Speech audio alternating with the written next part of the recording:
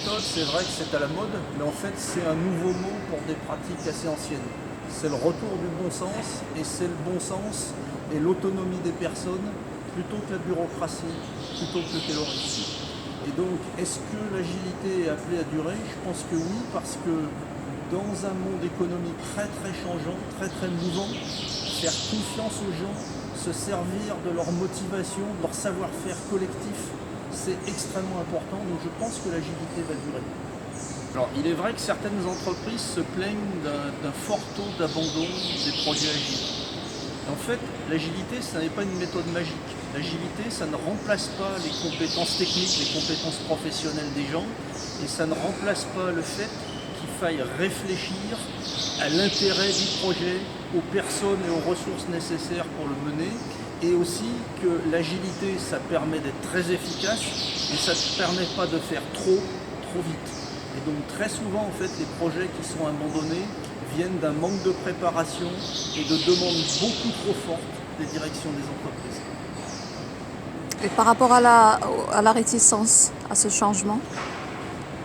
Alors, l'agilité, comme toute nouveauté, surtout c'est une nouveauté qui fait appel à l'autonomie des gens. Certaines personnes spontanément sont très autonomes, mais d'autres sont plus inquiètes par l'autonomie, préfèrent des cadres bordés. Et donc l'agilité, ça ne peut pas, ça ne peut pas se faire sans un accompagnement managérial très fort. L'agilité, ça ne consiste pas à laisser des équipes livrer elles-mêmes.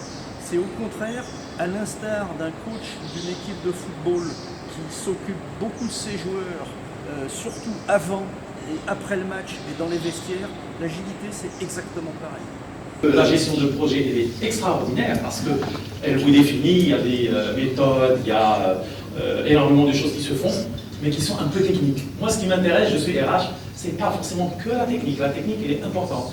Ce qui m'intéresse, c'est l'élément humain, parce qu'il est partie prenante et il est clé dans les conduites de projet.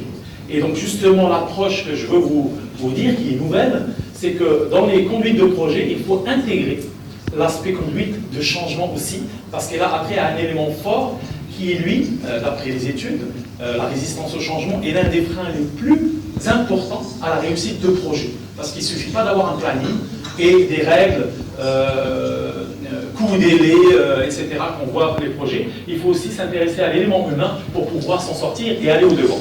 Donc, une fois qu'on a choisi la stratégie, encore une fois, un élément important. Sommes-nous prêts au changement?